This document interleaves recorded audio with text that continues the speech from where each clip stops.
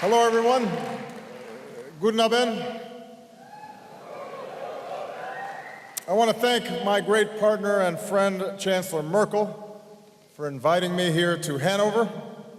It is great to be with you at the world's leading showcase for industrial technologies that power our global economy. I'm pleased that this year the United States is the official partner country for the very first time.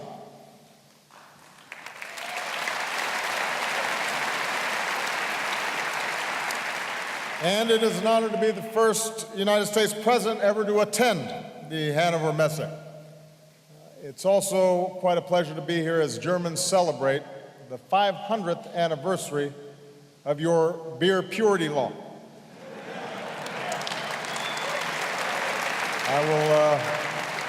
I may join you in that celebration.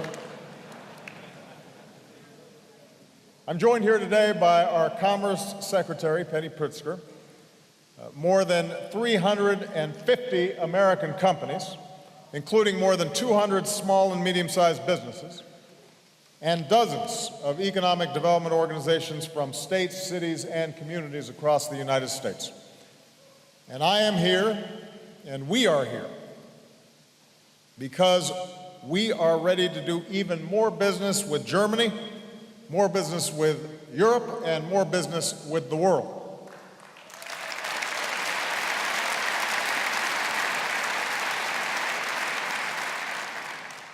In many ways, this event reflects the larger story of the alliance between our two countries. After the Second World War, much of this city and Europe lay in ruins. But then together, we set out to rebuild with the help of the Marshall Plan. Just a few months after that plan was announced, business people and investors from around the world gathered in Hanover, in a factory, to see how they could help spark what would become a German economic miracle. And for nearly 70 years, the world has come to Hanover to experience the technologies that have helped to deliver unprecedented prosperity to people around the world. As president, I've worked to make sure that we are sustaining the spirit of innovation in the United States. We've launched next-generation manufacturing hubs and new online tools to help entrepreneurs start new businesses faster. Over the past 6 years, the United States has created more than 14 million private sector jobs, including hundreds of thousands of manufacturing jobs.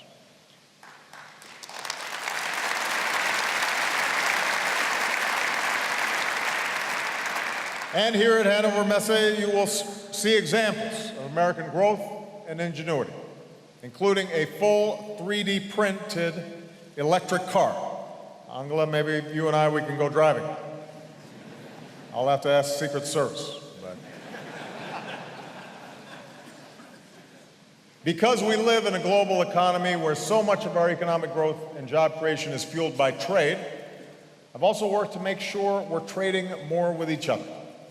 Germany has long been one of our top trading partners. And during my time in office, we've boosted U.S. exports to Germany, and we've increased our bilateral trade by nearly 40% to a record $235 billion last year.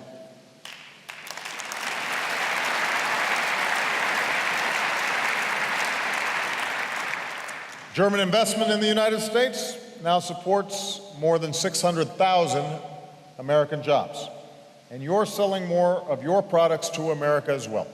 Last year, for the first time in decades, the United States became the top market for exports of German goods.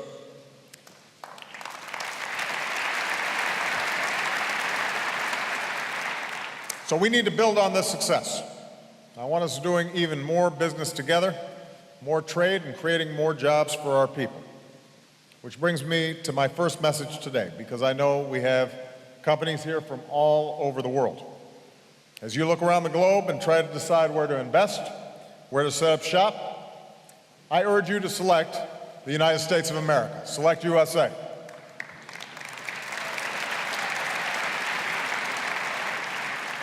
Of course, I would imagine the Chancellor makes a pretty strong case for investing in Germany. and there are a lot of good reasons for that. But as President of the United States, I've got a pretty strong argument as well.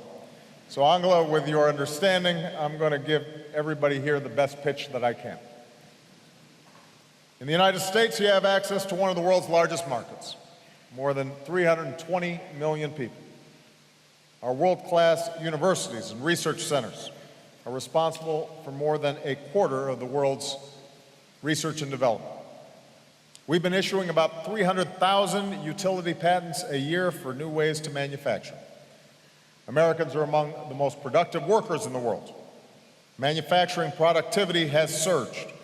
We've become more energy efficient, which lowers costs. And with our Select USA initiative, cutting red tape, streamlining regulations, it's even easier for companies like yours to come and build in America. That's a pretty good sales pitch. Which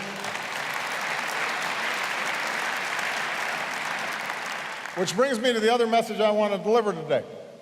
The United States and the European Union already have the largest trade and investment relationship in the world. We trade about $3 billion in goods and services every single day. We invest more than $4 trillion in each other's economies. And all that trade and investment supports around 13 million jobs across our countries. That's good news. So what's the problem? As your companies know, there are still too many barriers that prevent more transatlantic trade and investment. Even though tariffs between the United States and the EU are relatively low on average, some products still face high tariffs, very high tariffs, essentially taxes that make it harder to export and sell.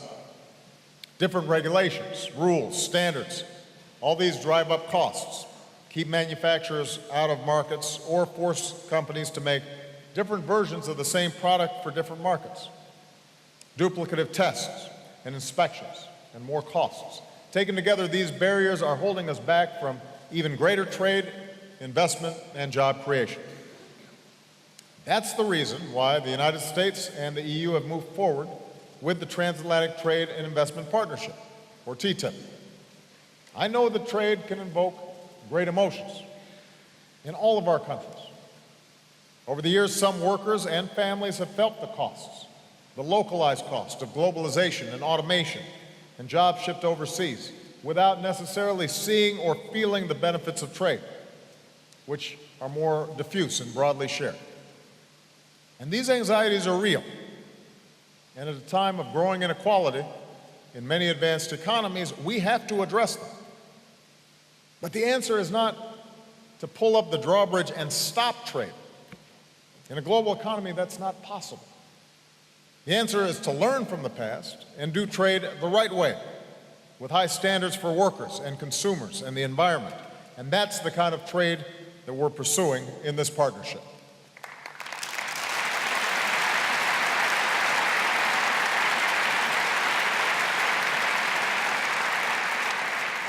TTIP will eliminate tariffs, simplify procedures, bridge differences in regulations, and cut red tape, all of which will make it easier to invest and trade, including for our small businesses who create so many of our jobs.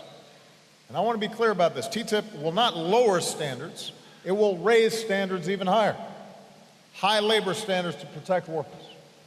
High standards to protect consumers and to give them more choices.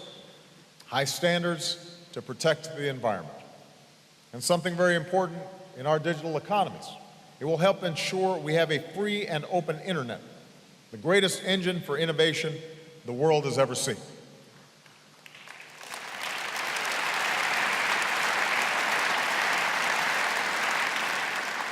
It is true, though, that TTIP has larger strategic benefits as well. At a time of widening inequality in the world, including in Europe, TTIP will help encourage growth across the 28 nations of the EU, including Southern Europe. At a time when some are questioning the future of European integration, TTIP will encourage the higher long-term growth Europe needs to create more jobs, including for our young people. At a time when other countries are trying to shape global trade to their advantage, our countries, which make up nearly half of the global economy, have the opportunity to write the rules for trade in a way that reflects our values, like rule of law, transparency, and respect for human rights. And finally, in this time of uncertainty, including here in Europe, when others would use trade and energy as a weapon, TTIP would help Europe diversify energy markets and increase energy security. So for all these reasons, the Transatlantic Trade and Investment Partnership would reinforce our larger transatlantic relationship, which has been the foundation for our prosperity and security these past 7 decades. It would bind us even closer and help lift the fortunes of our people, renewing confidence that democracy delivers progress. So in closing, I want to point out that we've now been negotiating TTIP for 3 years.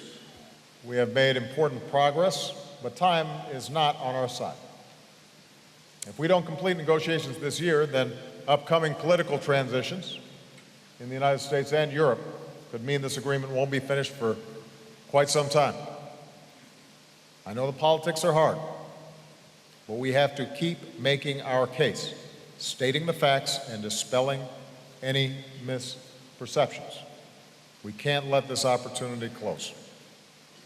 The time to complete TTIP is now, and I'm here to say that the United States is prepared to make every effort to reach an ambitious, comprehensive, and high-standard agreement this year.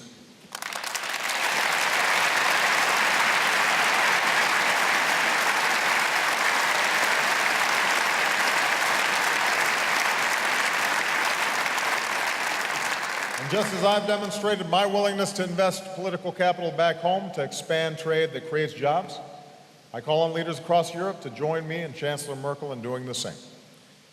That's how we can sustain the progress that began here in Hanover nearly 70 years ago. That's how we can unleash the next wave of innovation and the jobs that lift up our people. And that's how we can keep strong our transatlantic relationship and a global economy of rules and high standards for generations to come. So thank you so much for this opportunity. Vielen Dank. Thank you very much.